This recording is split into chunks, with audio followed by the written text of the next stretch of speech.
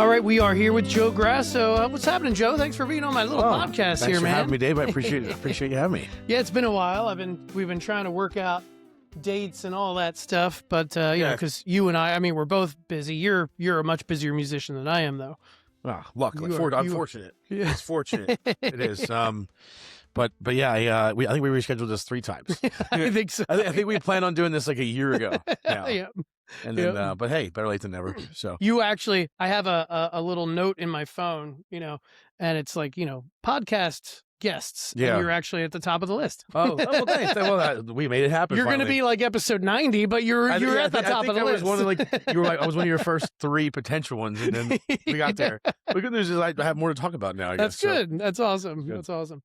All right, cool. So, you are super busy around the South Jersey area, you know, gigging. I assume, I don't want to assume anything, but I'm going to do it right now. Right. You're doing music full time. Is that right? Yeah. Okay. Yeah. I'm fortunate. I used to have to work a day job and then play on the weekends, and then slowly, but surely, luckily I was able to transition to just completely full time. That's fantastic. And it's been, I'm grateful for it because I can get up there and people be like, boo, and then never book me again. So I'm fortunate that people tend to enjoy what I'm doing. Yeah.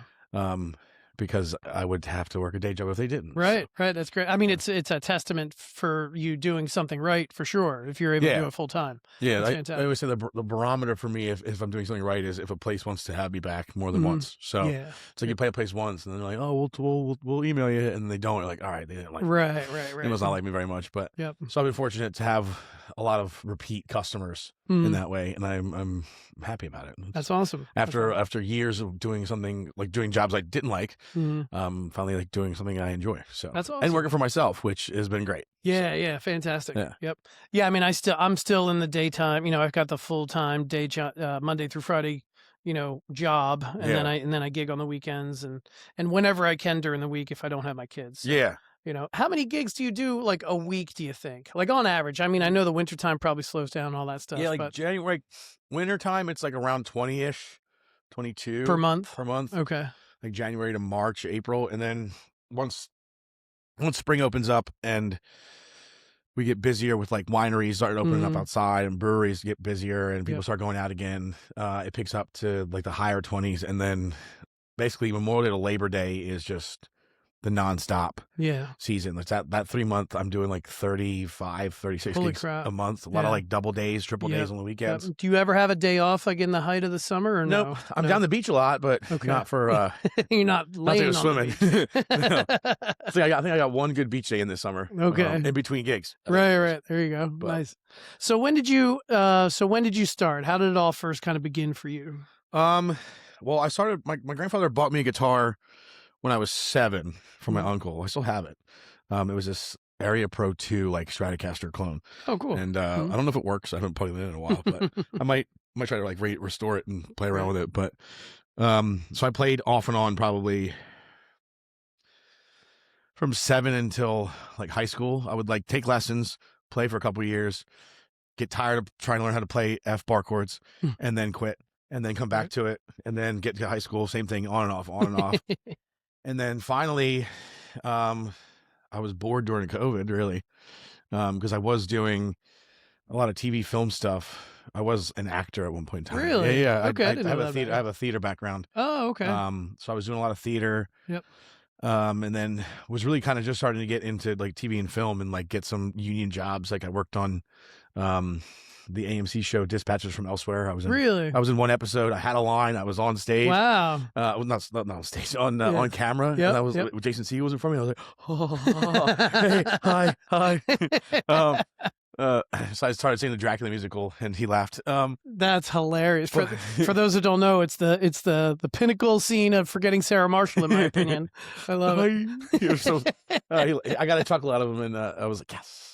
That's awesome. And then the coolest part of that set, I'm sorry, I'm tangenting. No, go ahead. I'm here for it all. Andre 3000 was on that show. Really? And I got to like talk to him for like 20 minutes, but tops. But he had this like cool like double flute woodwind instrument that he was playing, and he was the only person allowed on set to make any noise. Like usually they're like quiet on set, but then you hear him like And like if it was me, they'd be like, "You shut up." Right. They tell you to go home. So, but he had a lot of knowledge. It was cool to just pick his brain for even 20 minutes that we got to talk. A lot of knowledge, like music knowledge. Yeah, okay. yeah. Because you know, I was just talking about how, you know, obviously I fanboyed for a little bit because, you know, from Outkast and you know, I find a lot of his music a lot deeper than the surface level, especially like, you know, songs like "Hey Ah," which everybody thinks is like a dance party song, but if you really listen to it, it's not. But anyway, so then COVID hit basically, and then my agent from film retired, so I lost all those connections. Oh, really? So I lost my representation. Really? And then so they don't like assign another agent to you? Or I could have like sought out more new agents, but everything was shut down. So a lot of people weren't even taking on clients because there was no work for them to like pitch it for. So then I started working at a golf course. At the behest of my friend Steve Goodaloonis, who you've met, my drummer friend who plays drums with me. Yeah.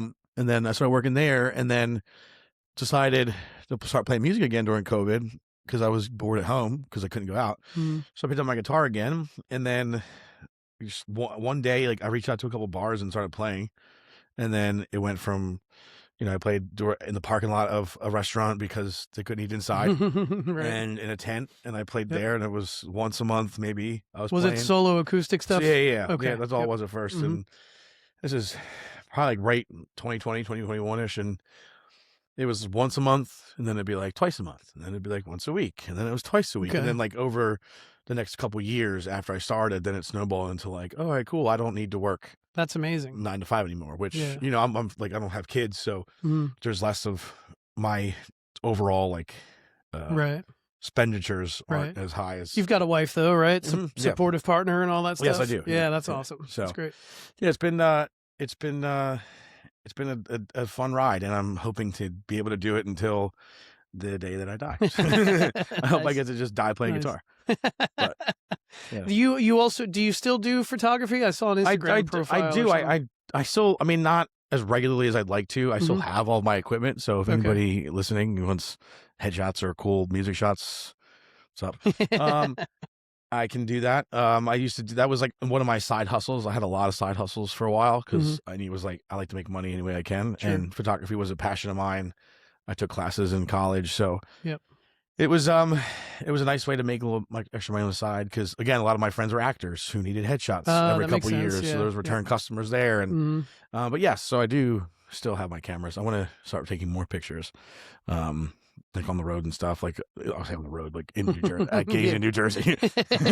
When I go down to California. But that's great.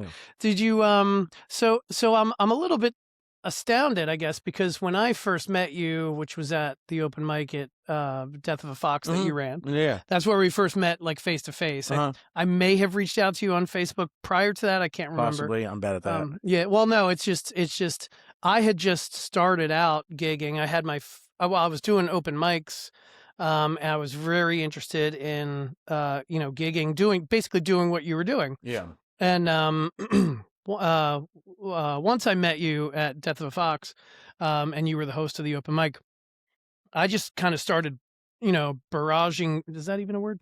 Barraging you with questions. No, you know? That's what you got to do, though. Yeah. Yeah. And I was just like, how do you do this? How do you do that? How do you keep track of all your gigs? And I don't want to know how much money you make, but how do you know like how much you make at each gig and all that stuff, you know? Yeah. I mean, and I try to help out whoever I can, because there's been a few other people who are like, you know, what do I do to get started? And the biggest piece, I think I gave you the same piece of advice, is just be annoying. Yeah, like you have to be. You have to be annoying. Like you know, the saying, "The squeaky wheel gets the oil," is it applies to this, because I would sit there and message, and Instagram message, and Facebook message, and email, and call, and go in. Like I played at Bogies for 3 years straight every Saturday, but to get the first gig in there, I went in there 6 times to talk to the person that did the booking stuff, who I went to high school with. So like, even though I had, so you already had a connection. I had a connection, but it took like 2 months of like being annoying to finally get the one opportunity. And then I had to do that for a couple other places. But then again, I got lucky that eventually people started coming to me for the book. So like that will happen, but you have to just I say you got to put the legwork in at first. Yeah, it takes a while. I mean, with my experience, and again, I owe a lot of it to you and in the advice that you gave me and stuff. But like if I didn't work a full-time job and didn't have, kids half the time, I could certainly gig more than I do. But I do gig a lot. I probably play about 120 shows a year. Yeah, I've seen your schedule slowly go from like I'll be like here the months and it'd be like 3 or 4 to like now you have like a whole almost 2 pages sometimes. Sometimes there you go. There we go. Yep. And that's but you gotta start somewhere. Exactly. And you're right. It is just constantly emailing, messaging, calling if you have to. My technique was always I'll message them on Instagram, message them on Facebook. I'll go to their website and find a contact us link, fill that out, or if it's an email address, email them, and then I'll kind of wait. And then if a week goes by and I haven't heard, then I do the same thing. Yep. That's what I would do. I would just wait a week, nobody back, and then sometimes you'd be like, gosh, I feel like I'm being so annoying, and then they're just gonna hate me and be like, leave us alone, blocked. But it's a lot of times like they're just really busy, those places, or like they have a whole set rotation of people they already book, and some places don't want to stray from that for someone they don't know, necessarily. But once a snowball starts going, then it slowly starts building back up, and then you get to a point where you're able to kind of like it runs itself a little bit. Exactly. Yeah. I mean, and I hope it doesn't sound braggy to anybody listening, but like I don't really reach out to places anymore. I've got a handful of places that they will book. They'll give me 8 to 10 shows for the entire year, so I've got my regular places, shout out Southern Cross Kitchen in Conshohocken, and then I've got the open mic that I host at Little East Tavern, and I'm there, I've got the whole year booked there every other Sunday, stuff like that, Yeah, those like, I call it like vertical gigs, are nice to have. Like, like there's Lake House for me. I play there every second Wednesday of the month, and then there's Kitchen's in Delaware, but And to your point too, I don't want to sound like I'm bragging. I've said the same thing. Like I don't have to reach out as much now, but it took a lot. You reached out like a son of a bitch in the beginning, right? That's me standing on probably a mountain of reaching out over a year of just being like, I'm sorry, please leave. I'm not annoying, I promise. Just let me play one time. Right. Yeah, I used to tell people I would like when my first year of trying to get gigs, I was like carpet bombing all of South Jersey. You know what I mean? Sorry, apologies for the World War II reference, but like just emailing and messaging everybody, and then a spreadsheet. Yeah, me too. And then eventually places started to like call back, or they would say, or they message me back and say, "Oh, reach out to so and so. He handles all of our gigging." Stuff like that. And then you play a place, and then you just immediately after the gig, like the next day, hey, thanks for letting me play there. When can I get on the calendar again? You're annoying even after you get in the door at first. Right. And you're like, oh, thank you. Like exactly your point. Hey, thank you very much. When can I come back next week? Yeah, exactly. You got to follow up. And I guess the reason why I'm going so deep into this is for anyone else who's listening or watching that may be like, oh, I think I want to go out and gig more, but I hate booking, I hate sending those emails, and you have to. I mean, unless you're going to work with a booking agency who's going to do it for you, which you sure, could. Which you could. Do you work with any agencies at all? Shout out to RF Entertainment. I work with them.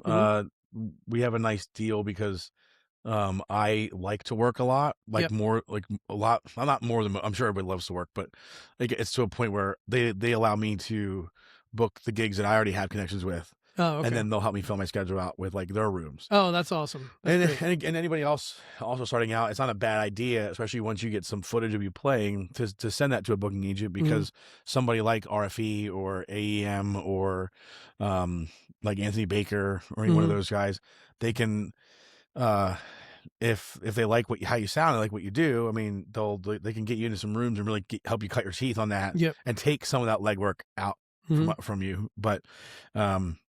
But then at the same time, they also have a pretty hefty roster of people, so you just gotta be annoying. That's if I could tattoo that on my forehead, just be annoying. That's what you should do.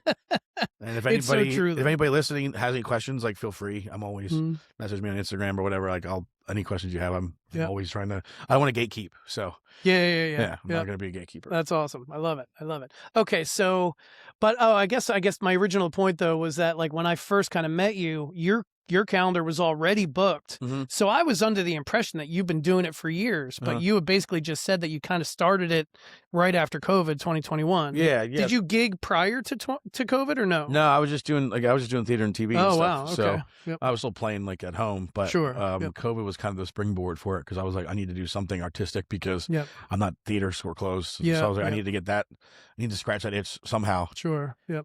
And I think I just saw someone playing at a bar, and I was like, "Oh, wait a minute, I can play guitar and sing." I was like, "What am I doing? I can try that. Let me give this a shot now." So that's fantastic.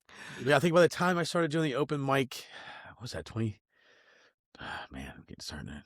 The time starts. It had to be I think it 2021. was like 2021 or 22 because I remember Chuck over at Death of the Fox was like, "Would you want to host open mic?" And I was like, "Of course." I mean, I grew up playing open mics, and like I like Stir It Up back in Mulligan Hill. If you remember that reference, you're old. If you remember Stir It Up, you're old like me. Or like the bus stop over in Pittman that is now a wonderful cafe. If they still have some of the original like stuff from the bus stop there, and their food is delicious. But I'm not paid to say that. So I loved hosting the open mic. It was nice to like allow people who might have been like nervous to play in front of people, like a way to like cut their teeth a little bit and get over the nerves, because most of the time those environments are so supportive. Like everybody's there, and like they'll help out, they'll jump in, they'll jam. Like there's no like, oh, this guy's terrible. Like there's not like there's a lot of people like cheering for everybody, and like and it's a very constructive environment, and I think they're necessary. And I wish there was. And I'm starting to see more of them pop up. A lot of them, which is great. So it's cool because there's a lot of people out there who want that avenue, who maybe don't feel like they're in a place yet to start gigging on their own. Like because it's a lot more than playing 3 songs. I mean, open mic's usually 15 minutes, and then so it's scary to think, wait, I got to do this for 3 hours. Right. But, But yeah, so I'm glad that all happened. Did you use open mics to, like, and I'm asking because that's how I did it. I played open mics, and I made myself a promise I wasn't going to repeat any songs at open mics. So I always tried to learn 2 or 3 new songs for the next open mic. And then that way I had a catalog for when I eventually started gigging. Exactly. Did you kind of do the same thing? Yeah, I tried to not play every week if like it was full, because I didn't want to be like that open mic host who was like, I'm gonna play now. But I would play a good amount because it was fun. But yeah, I would do the same thing. I would use that time to like maybe work on a new song or work on something I haven't worked on in a while. Like I'd go through like my guitar tabs and be like, oh, I haven't played this song in like 2 years. Let me dust the rust, like dust the shake the rust off. Yeah, there or you whatever. go. I don't even know what I was trying to say. I was saying dust the rust off. There's a song in there somewhere. Yeah, exactly. Yeah, it's called Dust the Rust. I don't know. This could be the name of my first album. Okay, so for anybody who's not aware of what you're doing, when I first met you, it was all solo acoustic cover songs. It's same thing I do, right? Yeah. And then has it been about a year or so? Joe Grasso and the Ramblers started? Yeah, we started. So how did that come about, and what's that like? It's been a little bit of a head scratcher. If I'm being honest, we started playing last May. I think it was about a year, not this past May, but the May before. Now I'm losing my timeline. It's been about a little over a year. We started playing our first gig was at the Media Theater up in Media, because I'd worked there. Okay. And they gave us a shot to like just play for people. We had a nice turnout of like 100 people. We felt good. And we started booking because Steve and I, my drummer, if anybody ever seen my duo play, me and Steve, he and I have been friends for a long time. So we played together, and we were like, we want to start a band. And then we ended up playing with this guy, Mike Crinity, who's an incredible guitar player. He plays guitar, keyboard, mandolin, trumpet, whatever, really. He was like, I don't play bass guitar, and then busts out like the I Will Survive riff by Cake. He's like, I don't really play bass guitar. And I'm like, come on, dude. I quit. So, and then, and it's funny because then my bass player, Jeremy, he played bass for my high school band. So we'd been friends playing music since we were like 15. Wow. So it was kind of come full circle. And then Mike, our guitar player, we found out, opened in high school for our band's final show before I went to college. Oh wow. He was like, "Oh wait, I opened for you guys." And so it's all been this weird like 6 degrees of separation that we're all playing together. That's so cool. And we were working on some original stuff and trying to book more gigs, but it's been kind of like climbing up this like cliff face to try to book places because these places it's the same kind of conundrum I had with bartending. It's like a lot of these venues, they want you to bring a following. Oh yeah. And make a bunch of money, but then how do I build a following with my band? I mean, because I have a decent following like with my solo stuff, but how do I like build a band following if I'm not getting opportunities regularly to play with the band? So it's been this like tug of war. Yeah, it's like a whole chicken and egg thing. Yeah, right? exactly. You know? Yeah. So we're working on a couple things to try to get in. And at the same time, I still need to make my money. So it's like then, it's trying to juggle all of that has been a little frustrating, but I'm hopeful. We had a pretty good summer last summer and have some venues with like booking us again. And there won't be, it's not as many gigs as I'd like to have with the full band. I'd like to be playing like once a week with them. But I think we're going to probably be doing like 1 or 2 a month, hopefully. Okay. Because I love playing with those guys. It's nice sometimes to, because I'm sure when you're playing like by yourself, like you feel like you have to do a lot more. Like it's a lot. I play guitar a lot differently when I'm playing by myself than when so sometimes when I'm with the band, I can be like, I don't have to play this song. I can just sing and just look around and so it's fun to have that and that like energy and those relationships and feed off each other instead of being up there by myself all the time. It gets a little lonely sometimes. Sure. And when you're a solo act, there's nobody else to blame. You know what I mean? Like if something crashes and burns, it's all me. Yeah, it's like you're the only one up there. Exactly. It's like, oops, that chord was me. I missed that F chord by 2 frets. Wasn't Steve. Yeah, it's not the bass. There's no bass player. I rushed the tempo. It wasn't. I was rushing, not Steve this time. I was rushing. Yeah. So, well, I mean, the good news is with South Jersey, for those that are not in South Jersey, it's I don't know, maybe I'm making an incorrect assumption, but I feel like once your band kind of gets traction, there's going to be many more opportunities like down the shore and all that stuff. Because I think the shore caters to like bands as opposed to solo acoustic. Yes. There's a lot of places that they'll do like acoustic solo stuff during the day and then bands at night. So I'm trying to like be annoying and be like, hey, if you like what I'm doing, I'll let you solo, like book my band. And there's a couple of venues that we're talking to, hopefully to get some stuff solidified. And even if it's just 1 or 2 this summer, just to try to get that traction going. That is kind of my goal for the year. Because when people hear us, they say they like what we're doing. So I'm just like, I just want more opportunities to get that brand out there so that, we can be more like appealing and attractive to the shore spots. Because the shore is nice because most shore venues are guaranteed crowds. Yeah, sure. For the most part. Because like, especially on the weekend, they're going to be packed. Like Seattle's always going to be busy. Like, hopefully this summer we can kind of build on that. Steve and I played a lot of duo stuff last summer. So I'm hoping that momentum can carry over into this summer and then we can start hopefully booking more full band stuff. Yeah. And then just trying to figure out what people want and without playing stuff we don't like to play. You know what I mean? Like, because there's like, oh, well, we should play more dance like stuff. Like, but I'm not really a dance band. Like, we're a country rock and blues band. And there's like other bands like that out there. Like, you got Shot of Southern. Like, there's bands that can do that well. And I'm trying to figure out how to tap into that market.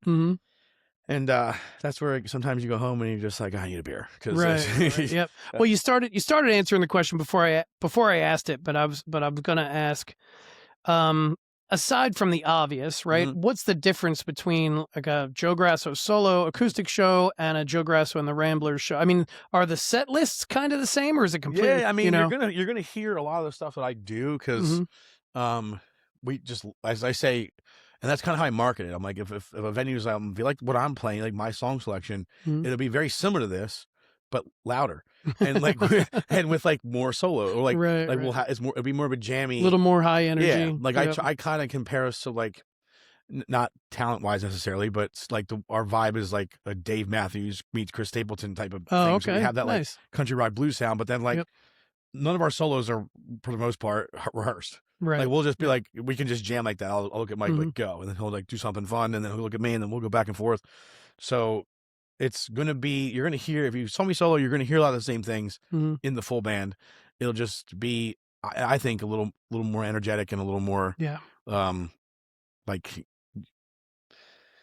bandy, I guess. It's the perfect description. Yeah. It'd be like, all right, cool. There will be a bass guitar and there will be drums, and you'll hear, and then two guitars, sometimes a keyboard. Yeah, that's cool. So it's nice and it's fun because then some of those songs, to me, then take on a whole different like personality with the full band than when I do it. I'll find a moment in a song with the band, like, oh wow, like, I never thought about it that way. The way we play here. So it's, and with the band, I've seen videos of you kind of, I don't want to say it's more entertaining than solo acoustic stuff, but it maybe a little more wild would be the description. Like I've seen you walk around the bar with your guitar and solo and stand on the table, and, all that stuff. Because there's sometimes when I'm playing solo at like a restaurant, I'm like, I probably can't sit on the bar here. I'm probably not gonna. people be like, what the? It's hell frowned upon. It's a Wednesday night, my guy. What are you doing? But especially when we're the band, like, and people are really starting to get into it and jam, I can feed off that a little bit. And again, because I'm not worried about having to hold the song down, right? Because like I can like stop playing for a second and like there's still the bass, and then Mike will play rhythm and then, while I get on the bar, and then I can start playing again.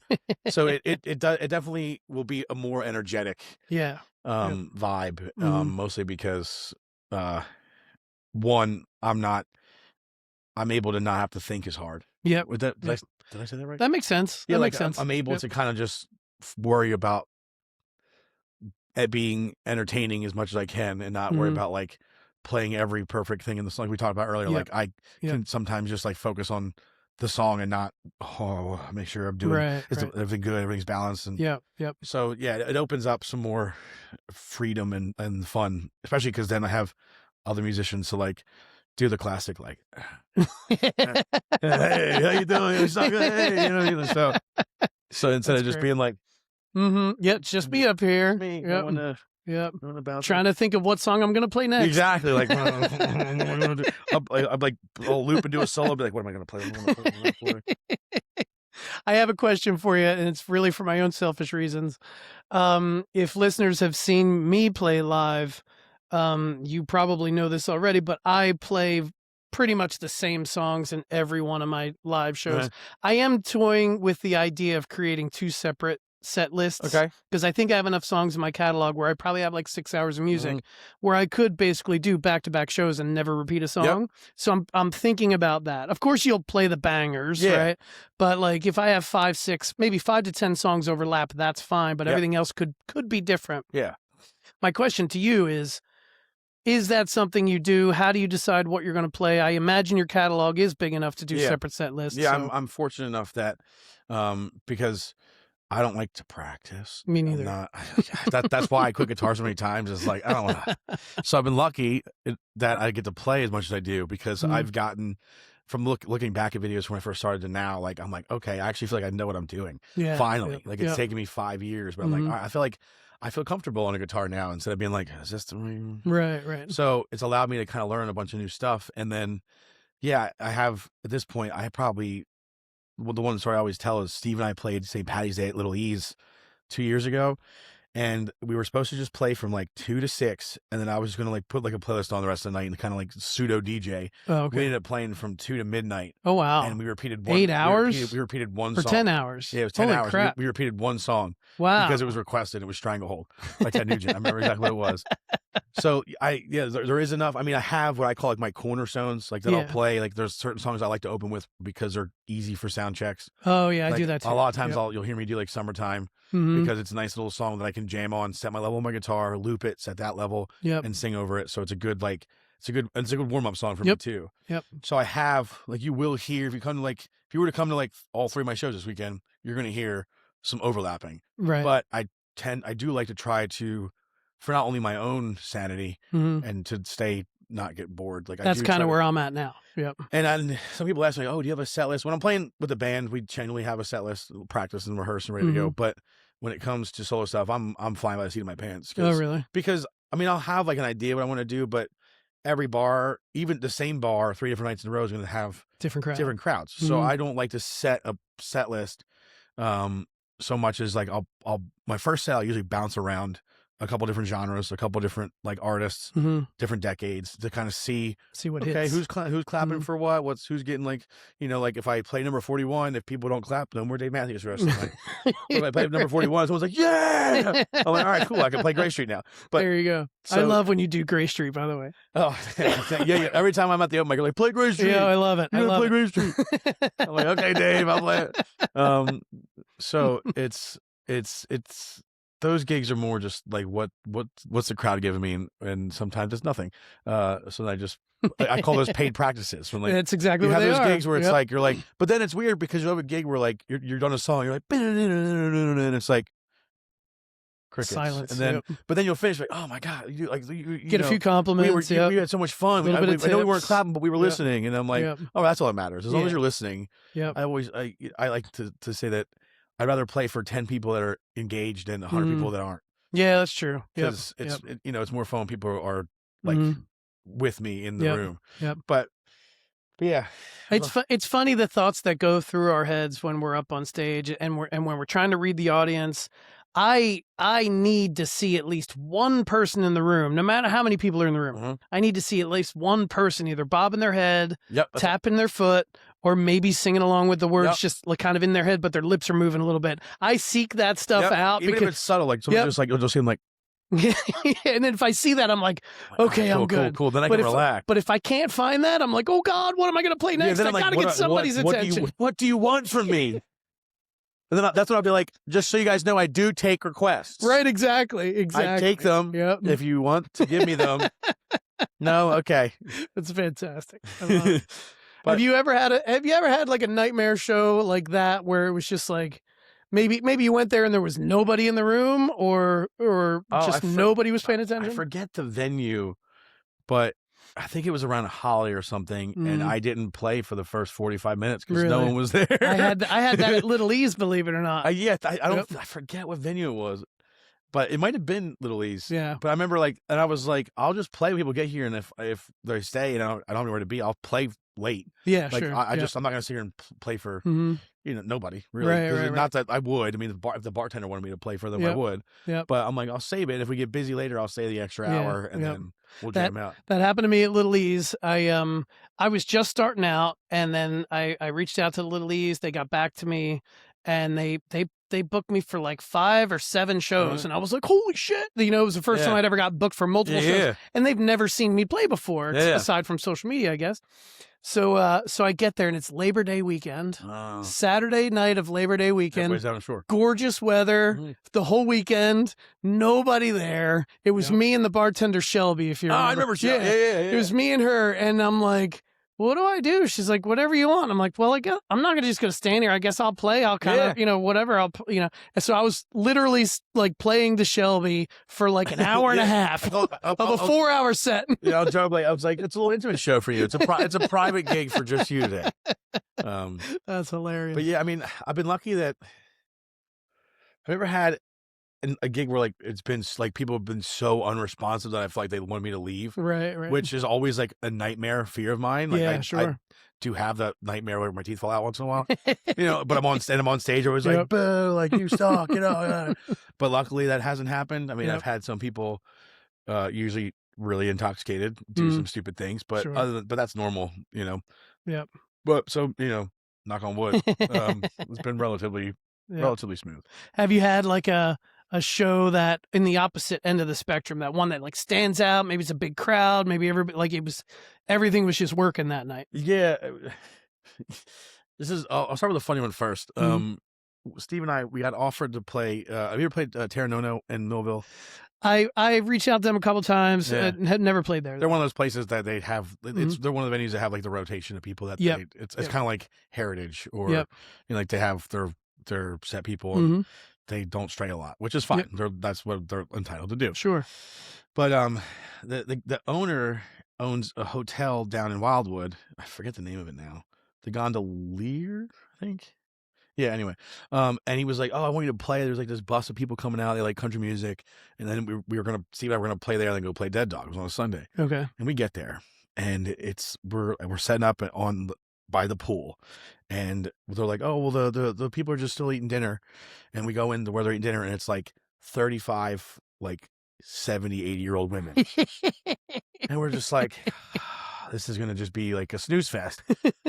They got hammered and then came out and were one of the liveliest crowds. Really? Like Steve and I were looking at each other like, this is freaking awesome. Like it was because it was such a surprise. We were like, all right, let's just get through this gig and then go to Dead Dog. Yeah. But these women were like hooting and hollering. And then I slept there that he gave me a room that night because then we played till 4 in the morning, 2 in the morning at Dead Dog. Oh, yeah. And the next morning I woke up and I passed the same group of ladies eating breakfast. Oh my God. They were like, "Can you keep playing for us?" And I was like, wow, I did not expect that. That's awesome. Because, I don't like to I don't like to just assume a gig's gonna be bad, but yeah, they were like sometimes late eating you do. dinner and I was like, this is gonna be just a gig. It's whatever. Gonna be a rough one. That's part of the job.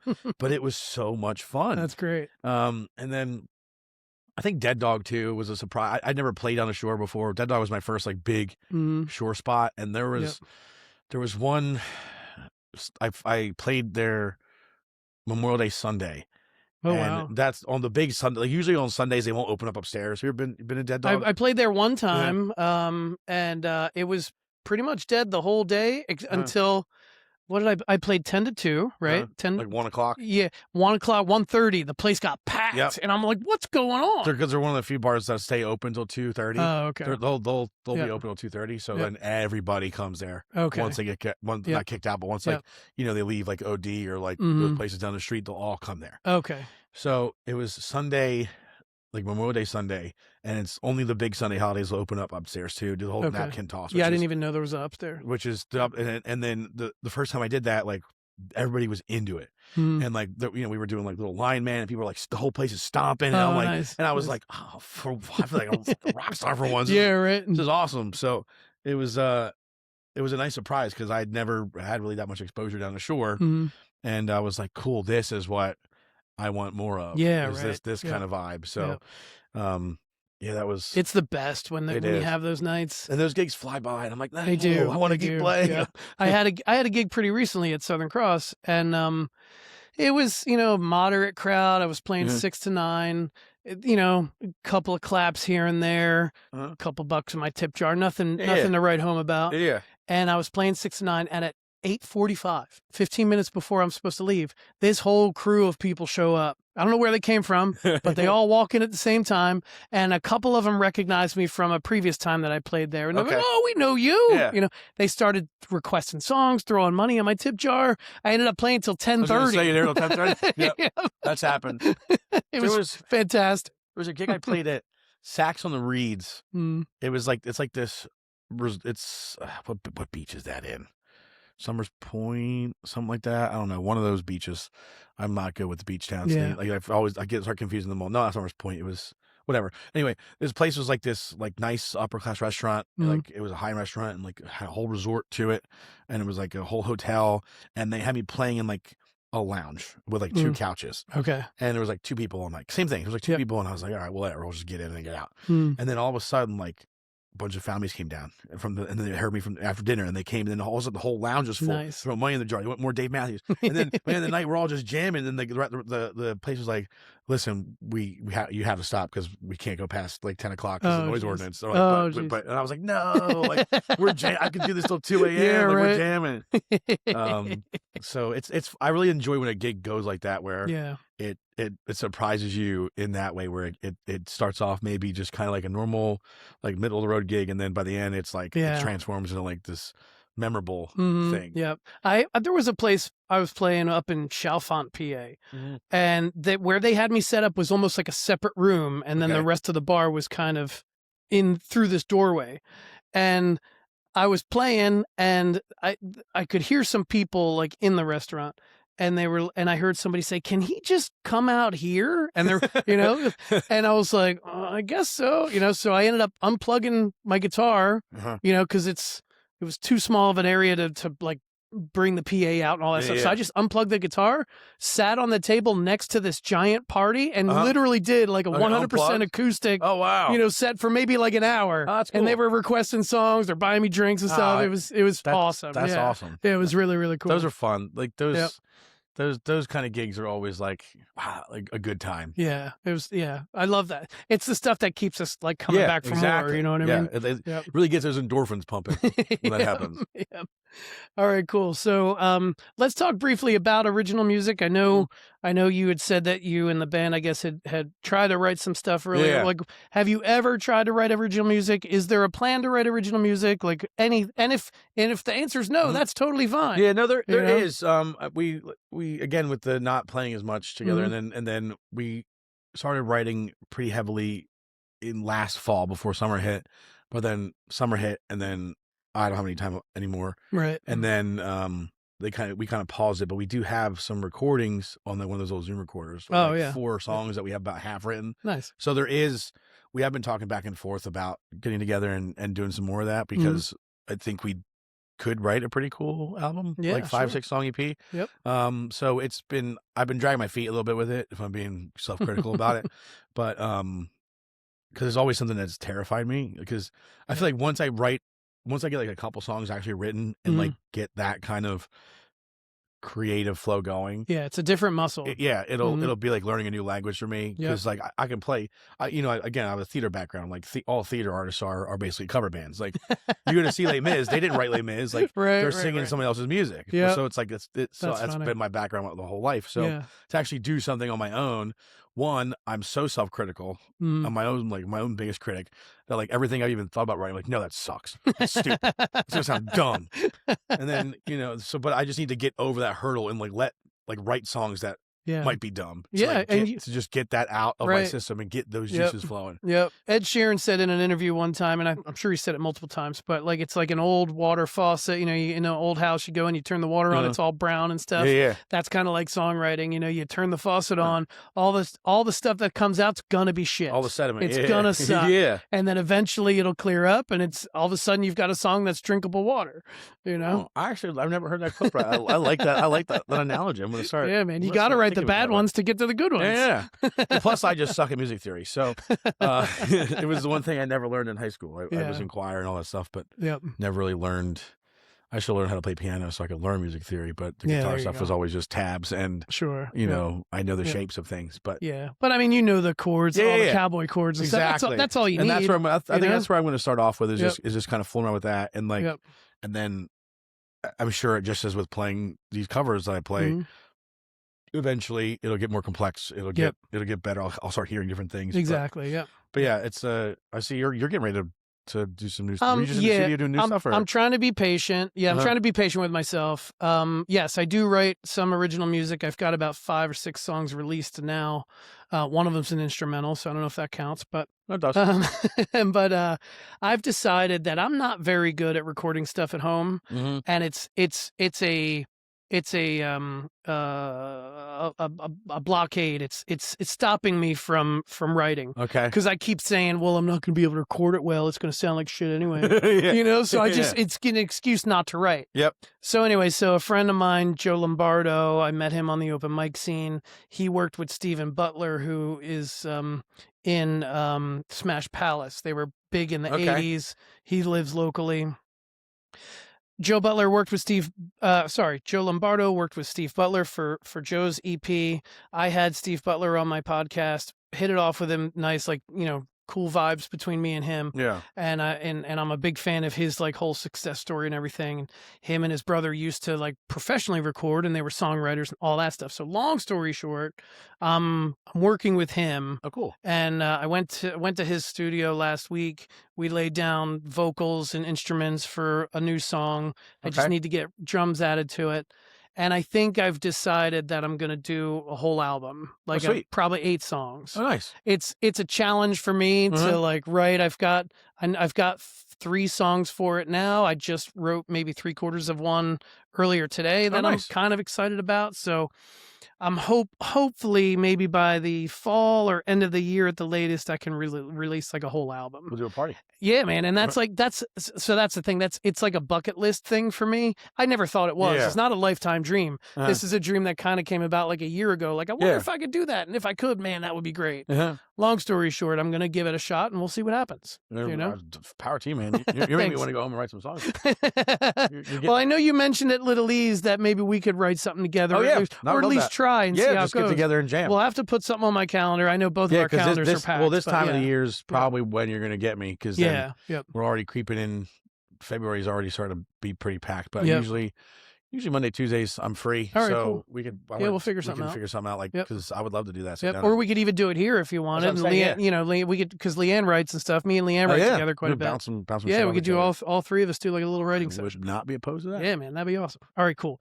Any big projects coming up in this year, or is it just more of the same more of the same, gigging and more gigs? Gigging, hoping to just keep adding new venues. I've added a few new venues now, and then you know, keep my staples that I love. Like they shout out to Dolan's up in Ridley. They're awesome up there. And then Dead Dog, obviously. I love Dead Dog. It's like I told the owner, Bill, that I'm going to get. I just text him. If you talk to him, tell him to return my text message. He's sometimes I'll text him. It takes him 3 days to text me back. Okay, yeah. So, I texted him yesterday. Sometimes he's a bad texter.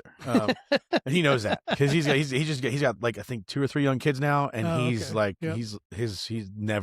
so busy every day. Yeah, I bet. But I told him he's going to send me the vector file for like the logo with the frilly dog collar. Oh yeah, I'm gonna get it tattooed. Like I'm gonna have. Oh, that's cool. I'm gonna get my whole leg tattooed of like bars that like gave me a shot and kept me around. So I want to get Dolan's has like the guy, like the big guy, like passed out drunk. Right. I want to get that one on my leg. That's cool. I'm gonna get the dead dog on my leg too. Man, so. That's awesome. Yeah, but other than that, nothing in terms of like big projects. Okay. I'm trying to get like a little mini Winnebago at some point. Really? Yeah, because I never realized, like, they're not cheap, but I thought they were going to be way more money used than they are. They're like comparable to like a truck. Okay. But they can like fit 4 or 5 people, and then it would help down the shore, like playing, because then instead of having to drive back home an hour and a half, I could just like crash in a Walmart parking lot. Nikki Spafoni does something similar. They own, her and her husband, I think, own like a trailer in one of the resort parks or something. Yeah. And she stays down there in the summer, if I remember correctly. Yeah, because I've had some friends of mine be like, oh, like we have this campground, like if you have a somewhere you can stay, you can bring like. So I was like, maybe I'll sell my truck, because they're about the size of a pickup truck. They can tow my trailer. Oh yeah, and then hopefully that would also let me like then be able to like go play a week down in like the Carolinas or something. I would love to do that, man. Yeah. I would love to like book, even if it's, I'm not even talking about like going up and down the East Coast. I would love to just like book a random show in like West Virginia and then drive out there, play the gig, and come back. That would be so fun. Yeah. See, I for me, I would want it to try to book it like either like a weekend, like or a few of days. them. Yeah, sure. This way, because like, I mean, I would love to play there, but then I go into like business mode where I'm like, but then it's like, I'm getting paid, and I have the to numbers, drive for tolls, and then I got to come back. Yep. And you know, I try to not let that be like my like deciding factor for gigs, but it kind of has to be, because it's your living. I don't have a day job. But I'm hoping to also get down to Key West at some point. Oh yeah. I'm hoping. I've been talking about it for 2 years, and I just haven't pulled the trigger. But if you're I don't have a connection in Key West, but I have a connection in Florida, the east coast of Florida. Oh sweet. So yeah, if you're ever serious about booking gigs down there, I'll get in touch with my friend Will. He's been on this podcast. I've known him for years. Oh sweet, that'd be awesome. So, because I'm trying to. He can at least maybe give you a heads up of who might be, what venues might be available. Okay, cool. Because he's full time too. Oh, that's awesome. Because I went down to Key West a couple times, and it's just every bar all day long has music every day. Yep. And for this time of the year, January, February, March, where it's cold up here and a little slower on my end, I go down there and one, be in Florida, and two, make a decent amount of money because of how busy like Duval Street is down there. Yeah, my friend Will Purdy, who I'm talking about, he just posted his February schedule the other day. And I want to say he's got like 20 gigs. I know. Something like that. Yeah, and it's because it's like, you've been to Key West? No. So there's just one big main drag, Duval Street. It's because it's not a very big island. Key West is pretty small. It's like, I think only a couple miles wide. Yep. But that one main drag, there's like 50 bars. Really? Wow. And all of them have music. I'm gonna get every day. Sounds like Broadway in Nashville. Basically, it's like just same kind of deal. Every bar all day long music, and Monday through Sunday. Yeah. And so I'm like, I'll come down. That's great. That'd be awesome. Yep. It's awesome. But what about you? What are you doing? What do you got coming up besides I mean, the album? there's the album, but me and Leanne are headed down to Nashville next weekend, actually. Oh, nice. It's not music related, but if I can maybe find an open mic or go back to that writers round that I played last month, that was that was awesome. Yeah, it was super fun. Super fun. But yeah, and then because of this podcast, I have connections in Nashville now. So hopefully I can meet up with one or two people that I interviewed and stuff like that, just to build the network, you know what I mean? Exactly. It's all, this business is all about networking. Yep, that's the other thing that I tell people too. It's not just playing music. Like, one, your phone's never off. Two, like you're always on call, and then it's networking. It's like, like I'll stay at a gig after to like instead of like packing up and just jolting, I'll stay and like talk to like the managers or the owners or like this person, and you never know. Oh, I know that person, and then it's like, and then that comes back. I've been doing that for years because that's the same thing in theater, the same thing in TV. Any entertainment like kind of business is all about, as much about who you know as about what you know. Absolutely. You got to create your own opportunities. Yep. You know what I mean? Yeah. And kind of on the opposite end of that, a lot of these bar owners, restaurant owners, they all know each other. Yep. So if you're an asshole to one of them, everybody else is going to know you're an asshole. Yep, that's how it was in theater. So don't be an asshole. That's how it was in theater too. They always said, like, be careful who you say something to, because you never know who knows what and who knows who. Yep. And then you might audition at one theater and be like, oh, that guy was a jackass. And then they're like, oh yeah. And then they know him, tell him, and then he tells another director. Yep. And then that director's on a different director, and then you don't get cast in any shows anymore. Yep. So you gotta, sometimes it's tough because, I'm Italian, and sometimes I'll get a little pissed off, a little tempery, and but I try, not always succeed, but I try to not let that take over, because you got to be careful, because all it takes is you say one wrong thing to one person. Yeah. And then you're out of like 10 restaurants because they're all friends. It's crazy. Yeah. Crazy. Yep. But yeah, man. All right. I think that's about it. Anything else you want to talk about before we wrap up, or did we cover everything? I think that's about it, man. Yeah. All right, cool. I appreciate you having me. Yeah, man. I appreciate you being on it. We'll have to do this again, not in like 2 years. Yeah. Well, whenever you got something going on, I'm happy to have you come back. Sure. Yeah, sure. man. I love all right. that. Thank you so much, Joe. Man. Talk to you soon. Yeah, man.